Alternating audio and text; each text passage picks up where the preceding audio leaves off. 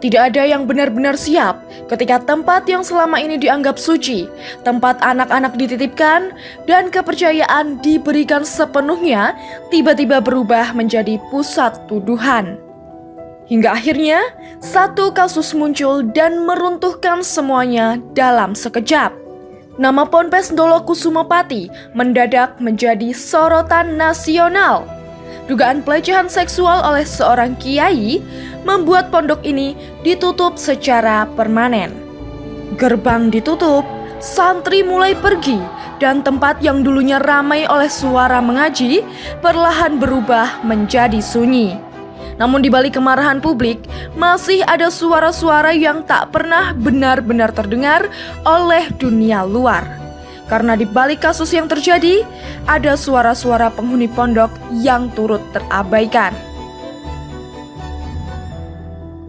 Mereka juga ingin didengar.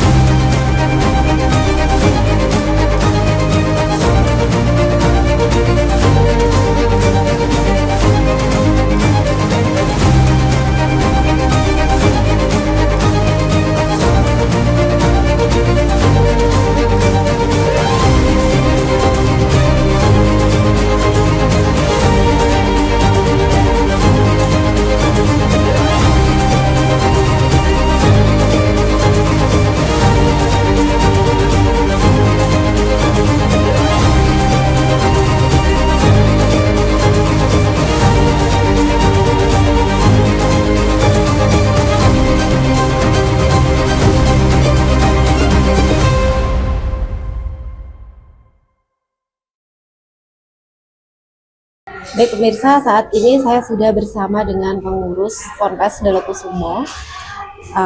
Bapak, apa kabar? Alhamdulillah, keadaan kurang baik. Ya, sehat-sehat lah. Oke.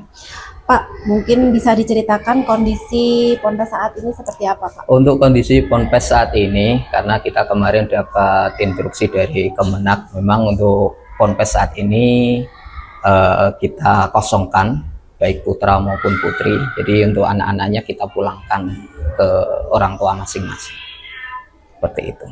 Terus untuk nasib anak yang yatim piatu yang memang dia udah nggak punya keluarga itu gimana nasib? Anak yang nasib yang yatim piatu itu kemarin sebagian memang kita pulangkan ke anggota keluarga yang masih punya anggota keluarga yang masih kita deteksi. Tetapi ada beberapa anak juga yang saat ini memang masih di rumah salah satu guru dan ikut beberapa guru yang siap menampung mereka karena kita tidak bisa mendeteksi keluarganya seperti itu. Jadi ada keluarganya, cuman posisinya tidak di rumah, dalam arti merantau di luar negeri. Jadi kita tidak tidak berani memulangkan mereka ya, karena itu tadi kondisinya seperti itu, tidak ada yang menerima, Mas. Seperti itu. Salah satu rekomendasi dari Kemenak ini adalah nanti akan memfasilitasi anak-anak ini untuk pindah ke Ponpes yang lain. Bagaimana tanggapan Anda terkait hal itu? Kalau itu kita serahkan ke orang tua santri. Jadi kalau memang mereka mau pindah, silahkan. Kita tidak menghalang-halangi atau tidak istilahnya tidak menghalangi mereka untuk pindah. Kalau memang mereka mau pindah, silahkan. Itu merupakan istilahnya itu kan hak mereka, hak orang tua. Jadi tidak ada istilah kita ganduli santri, itu tidak, karena memang keadaan kita juga seperti ini.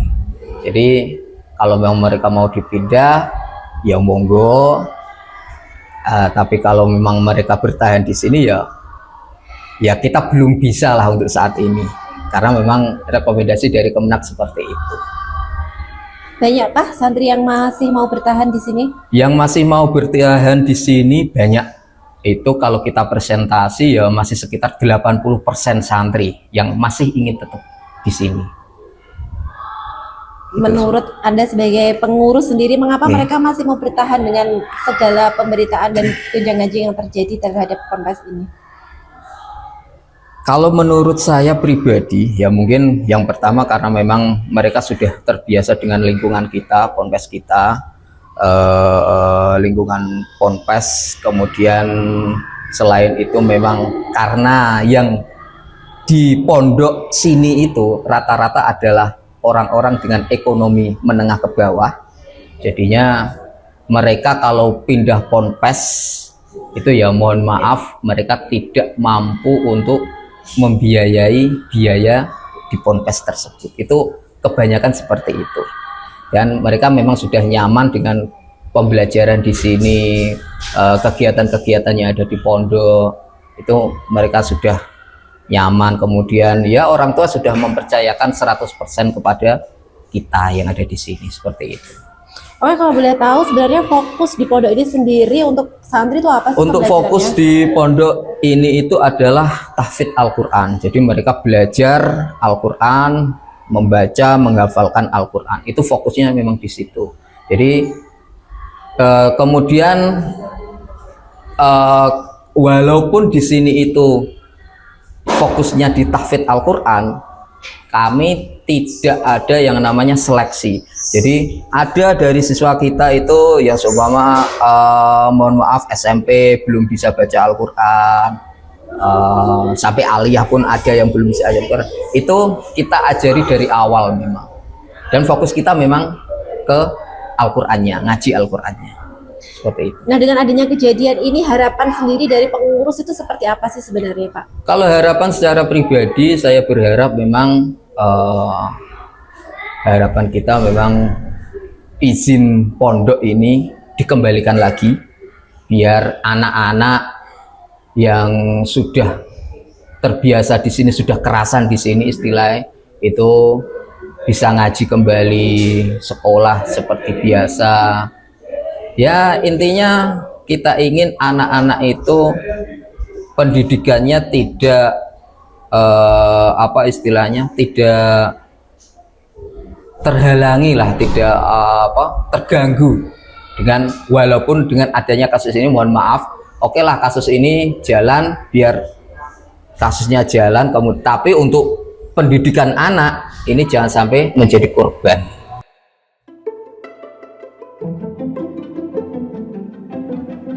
Untuk pertama kalinya setelah pondok ini ditutup, kami diperbolehkan masuk ke dalam area pondok pesantren Dolo Kusumo Pati bersama salah satu pengurus pondok GA yang saat ini rumahnya menjadi tempat singgah sementara bagi sejumlah santri yang masih bertahan. Anak-anak yang belum tahu harus pergi kemana setelah pondok tempat mereka tinggal dan belajar dinyatakan berhenti beroperasi. Baik pemirsa, saat ini saya sudah berada di Ponpes Putri, Ponpes Dolo Kusumo Pati yang ditutup akibat terjadi kasus asusila yang dilakukan oleh pendiri pondoknya. Nah, kita akan bisa melihat seperti ini kondisinya saat ini sudah sepi, tidak ada salah satu santri sama sekali yang berada di sini. Ini saya ditemani dengan pengurusnya. Pak, bisa diceritakan ini ponpesnya ada berapa lantai, Pak? Ini ada 3 lantai untuk ponpesnya. Ini tempat Putri itu, Pak. Mungkin Putri. bisa digambarkan sendiri bagaimana lokasinya ini sehingga terjadi itu. Untuk terjadinya itu kita nggak tahu ya, Mbak, apa permasalahannya itu. Ya memang kita fokusnya di anak-anaknya, ngajinya anak, sekolahnya anak, seperti itu. Oke. Ini berarti untuk akses Putri ini ditutup ya, yang boleh masuk ke sini? Iya, ini yang boleh masuk ke sini ya. Nanti kalau ada wali santri ngambil barang anaknya atau dari dinas terkait yang ingin melihat keadaan di dalam. Nah, dia pintu besinya pemirsa. Iya. Nah, ini sekarang kondisinya seperti ini. Di mana tempat santri-santri ini tidur? Tempat santri tidur di dalam Sini ada kamar-kamarnya, ada ruang-ruangnya. Ruang-ruangnya. Ini ya. Iya. Nah, ini tempat tidur para santri. Biasa memang mereka mencuci dan dijemur di atas seperti ini ya, Pak? Iya.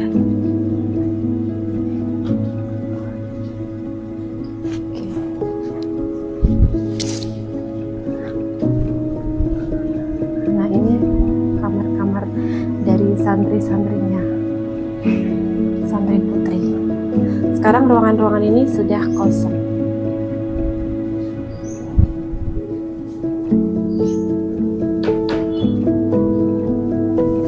Kita bisa lihat di sini untuk kamar mandinya.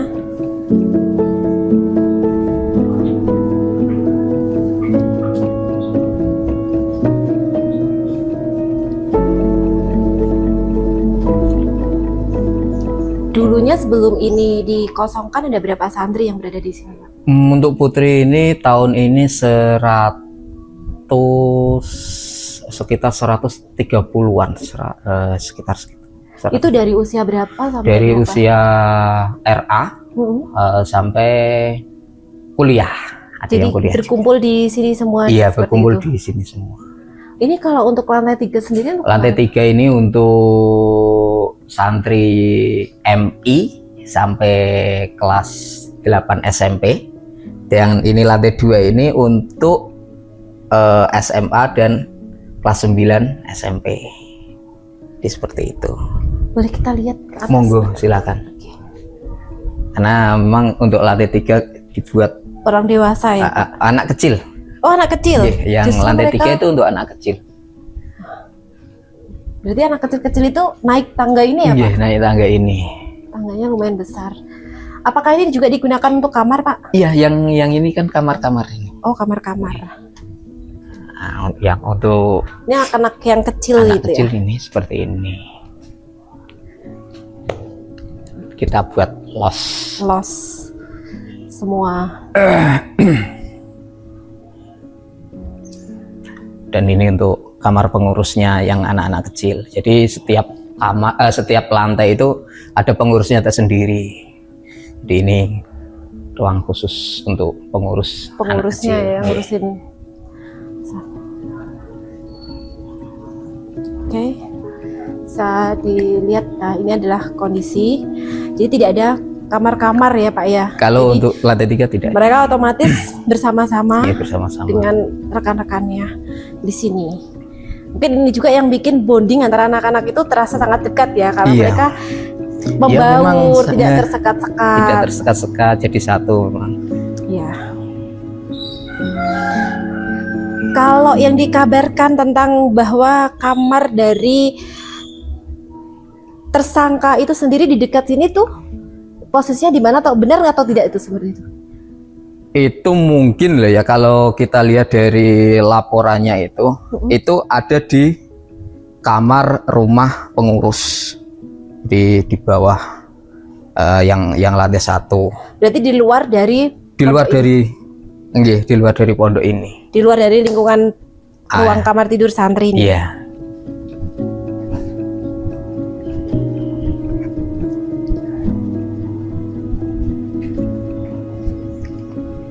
Ini mah jadi nggak ada yang bersihin ya, Pak ya?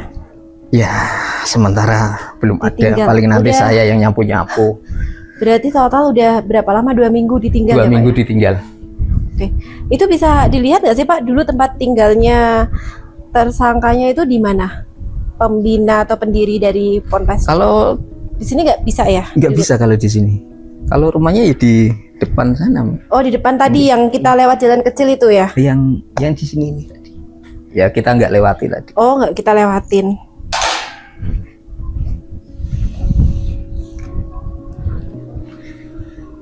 Bukan yang ini ya, Pak? Bukan. Ini rumah warga. Rumah warga. Iya. Ini saudaranya pendiri pondok itu. Tapi beliau tidak masuk ke pengurus pondok. Oh, begitu. Pak, ini jadi posisinya untuk memudahkan siswa ini berarti dari Ponpes santri ini menyambung ke aliyahnya sini ya, Pak? Iya. Ini hanya untuk aliyah aja, Untuk Pak? tingkat aliyah. Tingkat Untuk aliyahnya aja. Pak, ini yang aliyahnya sendiri posisinya berarti campur ya antara santri putra sama santri putri? Iya, sementara ini campur karena memang jumlah siswa kita belum memenuhi untuk dibuat 2 kelas. Oke. Kondisinya sekarang sekolahnya sendiri itu seperti apa setelah ponpesnya ditutup? Ya, otomatis sekarang itu yang untuk hari ini per Senin kemarin itu sudah kita tatap muka, tapi cuma beberapa anak ya, yang sebagian masih daring.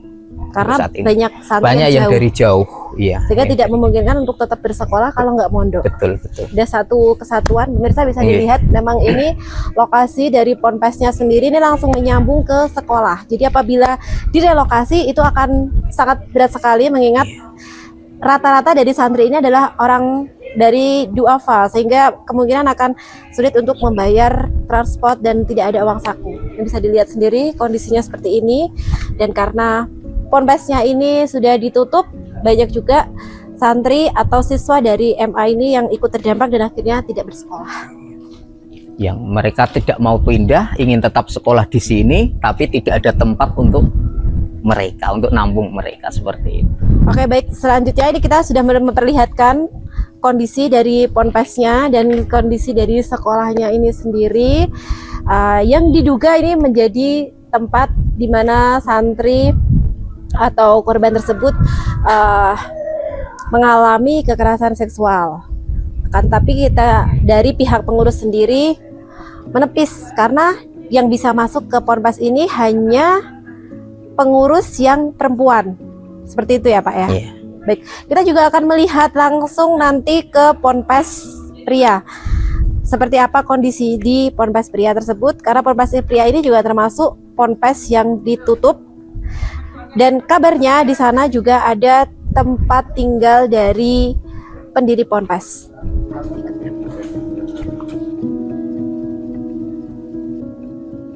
Kami kemudian melanjutkan perjalanan menuju Ponpes Putra. Lokasinya terpisah hampir 1 km dari Ponpes Putri. Di tengah perjalanan, kami melewati sebuah rumah joglo yang berdiri terpisah dari area Ponpes Putra. Menurut para pengurus, rumah itu merupakan tempat tinggal tersangka bersama istrinya. Mereka menyebut keduanya jarang berinteraksi langsung dengan para santri. Baik pemirsa, saat ini saya sudah berada di Ponpes Putra dari Ponpes Dolokusumo Pati. Bisa dilihat sekarang memang sepi sekali, tidak ada aktivitas, tidak ada satu santri pun yang masih berada di lokasi ini. Ada 3 bangunan, ada 3 lantai. Bangunan ini terdiri dari 3 lantai yang sekarang kosong.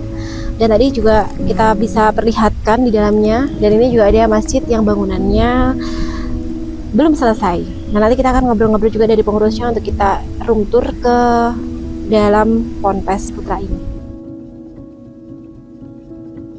Pak, jadi ini bisa diterangkan ini apa Pak? Nah, ini tempat masak untuk kebutuhan santri dan juga kebutuhan tukang-tukang kalau ada pembangunan itu. Masaknya di sini semua. Biasanya kalau masak ini ikut melibatkan santrinya atau?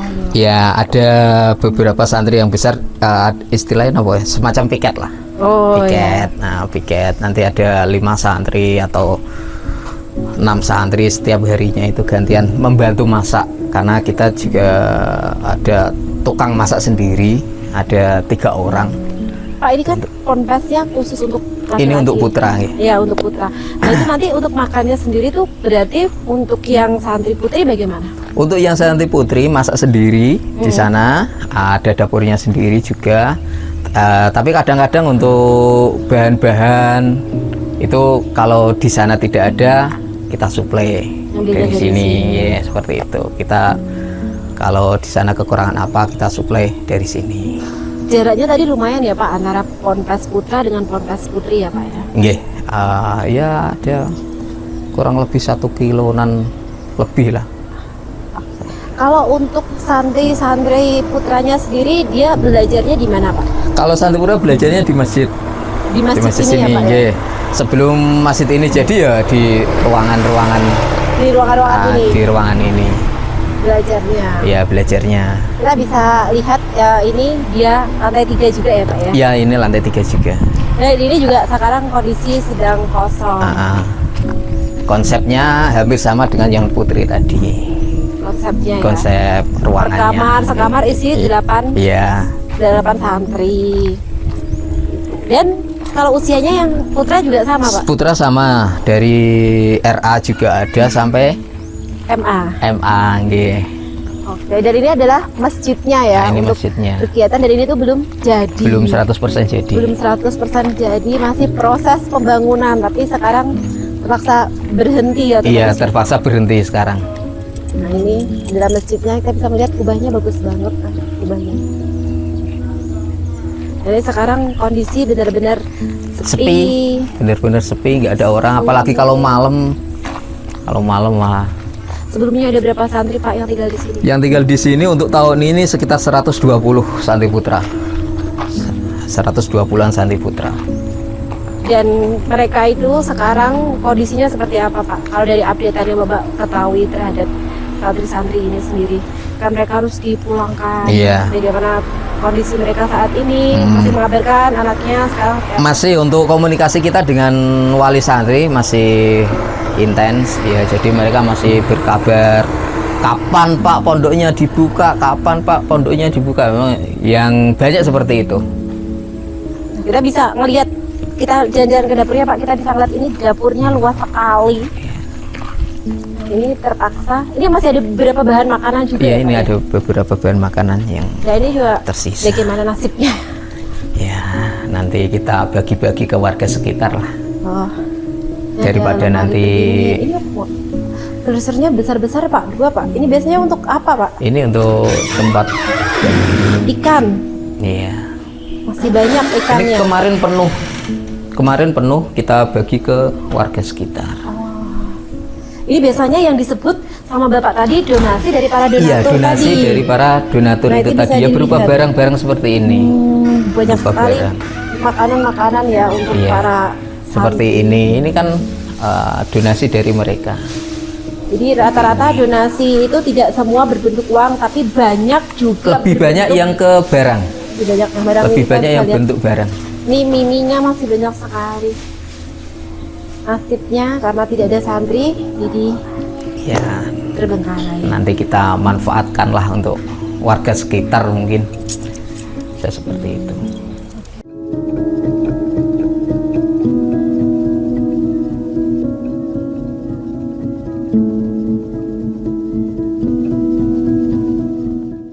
Namun di balik bangunan yang kini kosong, masih ada wali santri yang memilih bertahan di tengah tekanan publik.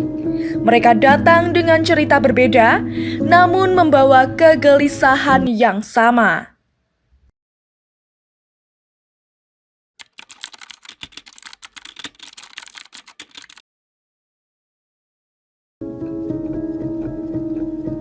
Terus di saat itu aku kan sedang terpuruk, kan, tahun 2022 tuh. Aku temanku kesini, coba aku mencari sendiri, emang hatiku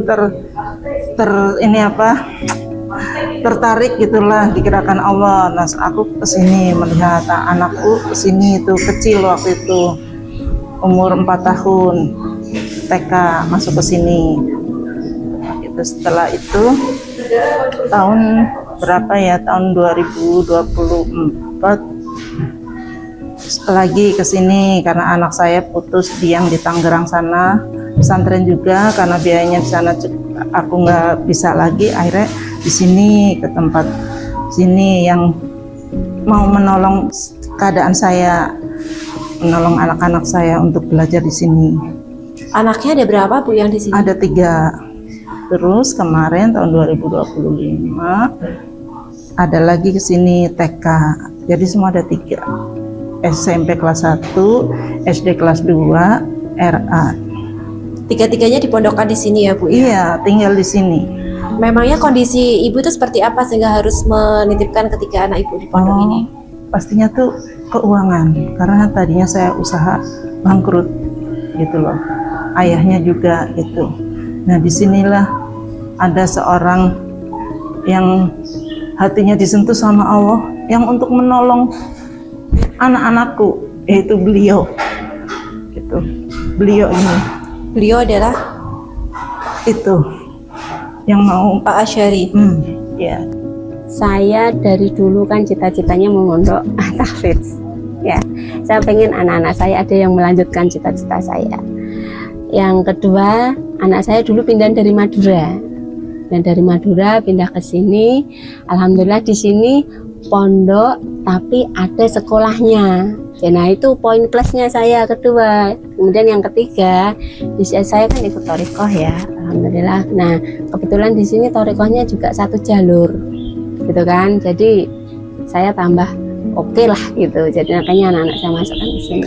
Yang saya membuat tertarik di sini itu karena pondoknya, bukan karena figurnya. Karena sebelum saya mondok ke anak ke sini, saya ke sini dulu tanya-tanya sama pengurusnya, sama gurunya, kemudian saya lihat langsung pelaksanaannya seperti itu. Jadi saya ke sini mondok ke anak ke sini itu ya memang karena pondoknya, bukan karena figur dari gurunya itu.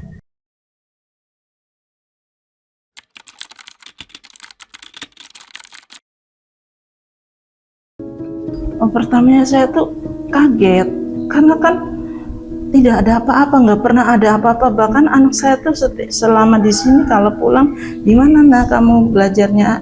Enak Bu, apalagi anak saya yang kedua itu karena pindah baru, gimana? Enak Bu, di sini lebih enak daripada yang lama. Terus hafalannya gimana sayang? Hafalannya dia tuh terus bertambah, alhamdulillah.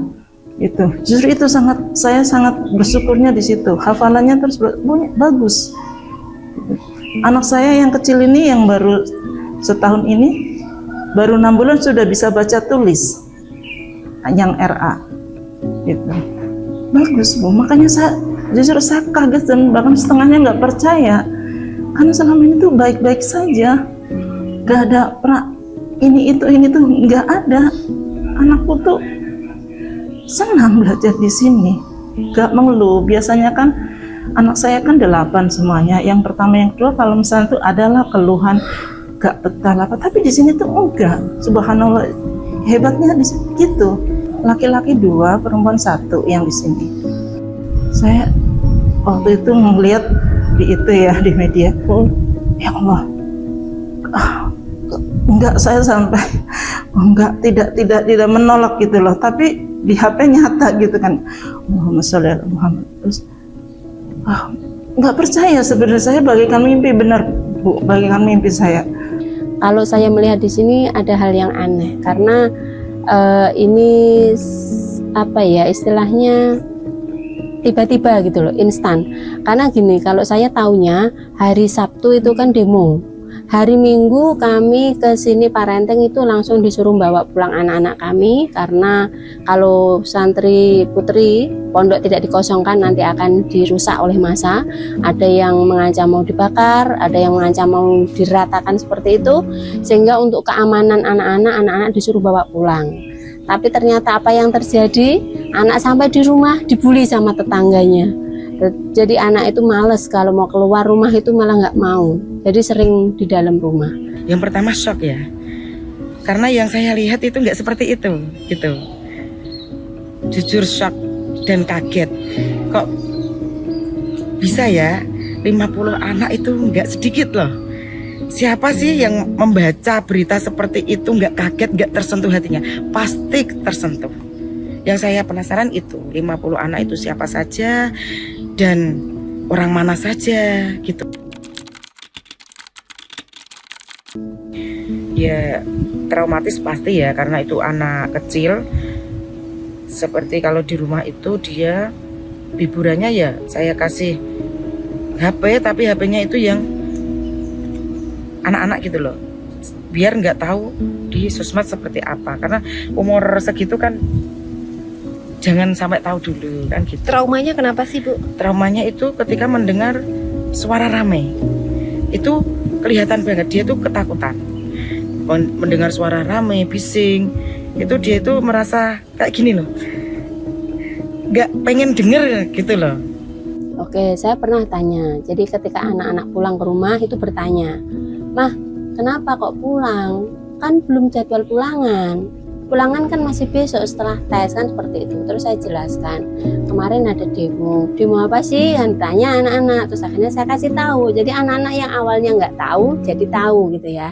Terus saya kasih tahu, terus anak-anak gini, Mas, saya yakin itu tidak benar. Anak-anak seperti itu. Kenapa?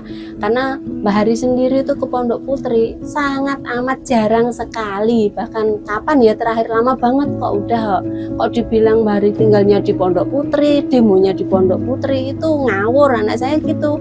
Anak saya yang baru kelas 6, kelas 1 SD aja bisa bicara seperti itu, bisa menilai seperti itu. Saya bilang gini, ini hari Senin masuk loh, kapan masuk? Aku takut kalau ada seperti kemarin. Enggak ada, karena sudah ada yang menaungi seperti itu loh. Kemarin kan minta perlindungan anak ya. Saya di RA melihat orang-orang ini loh mengambil gambar video, foto, kan anak-anak nggak nyaman.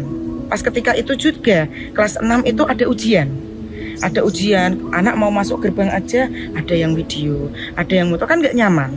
Nah, kalau saya ini di RA yang nggak nyaman ya wali murid itu 3 hari, selama 3 hari itu yang masuk sedikit karena ketakutan masih ada orang seliweran itu ambil foto, ambil video. Nah,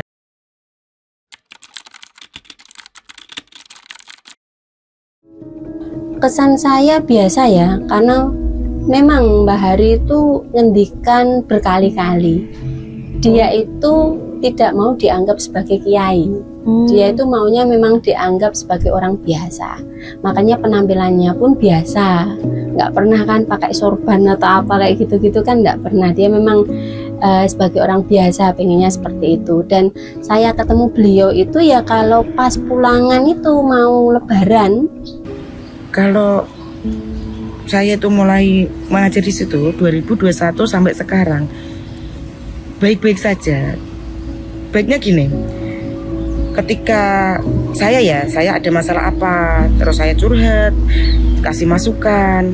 Curhat sama orang itu? Iya, kadang saya curhat, terus ada keluhan guru, ada keluhan murid kayak gini, menghadapinya gimana.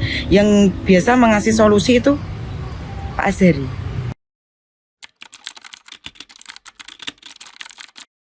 Karena mereka sudah merasa nyaman. Jadi rasa nyaman itu susah untuk dibayar dengan apapun, itu nggak bisa Mbak, nggak bisa diganti, sehingga mereka nggak mau harus pindah kemana, nggak mau, pokoknya nggak mau. Kalau mondok saya tetap maunya di Ndolo, nggak mau yang lain. Anak saya tidak mau, makanya saya jauh-jauh dari Tangerang datang ke sini kemarin ngikutin itu, ada acara kemarin saya ikut. Anak saya tidak mau. Di sini aja ya nak, di sini. Nggak mau Bu, aku mau di situ aja gitu. Kenapa? Alasannya apa? Kan pondok pesantren untuk belajar agama. Di situ pengasuhnya baik-baik Bu, sopan santunnya terutama dijaga, kalau mendidik itu tidak kasar katanya gitu. Terus temannya juga baik-baik, saling mengisi satu sama lain Bu, gitu katanya. Alasannya seperti itu. Itu alasan utamanya kenapa Pak nggak mau pindah itu? Udah nyaman. Udah nyaman. Untuk di sekolah udah nyaman, dengan teman-teman, dengan lingkungan pondok itu udah nyaman. Untuk pembelajaran, untuk pesantrennya itu udah nyaman. Udah nggak ada ibaratnya hal-hal yang kepikiran aneh-aneh dari orang tua. Sekarang yang kayak kami lakukan, satu, anak nyaman di mana itu yang kami support. Kenapa? Karena itu adalah pilihan mereka dan mereka yang sebagai pelaku ya, pelaksana gitu. Sehingga ketika sekolah dibuka, saya tetap ke sini. Kemarin daring sistemnya, tapi kemarin beberapa hari daring, anak-anak kangen sama teman-teman. Sehingga hari ini saya nganter anak-anak ke sini. Nah ini alhamdulillah ada rumah singgah di tempatnya guru. Ini anak-anak sementara di rumah singgah. Nanti kalau hari Sabtu libur nanti saya jemput.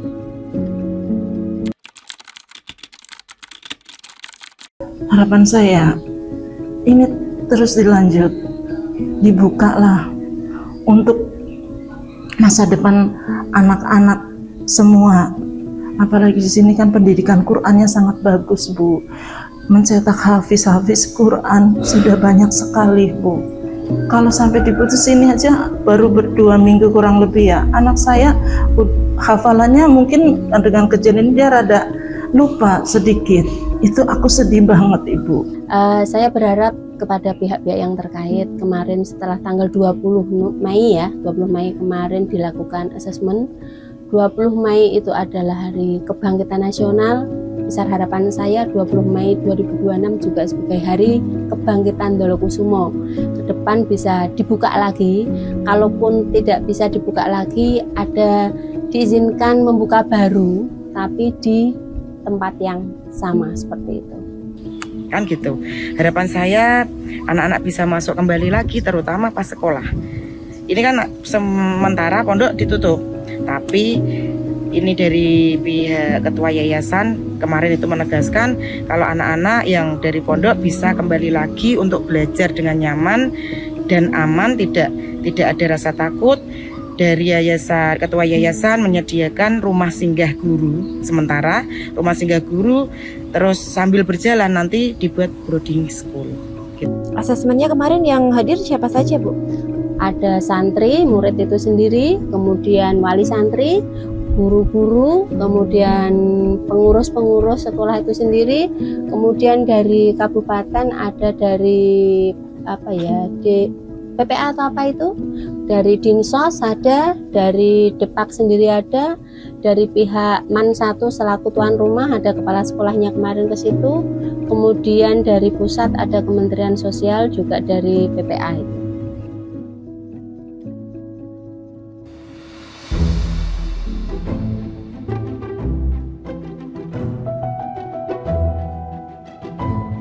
Di tengah tuntutan pembubaran, masih ada wali santri yang berharap pondok ini tidak benar-benar hilang.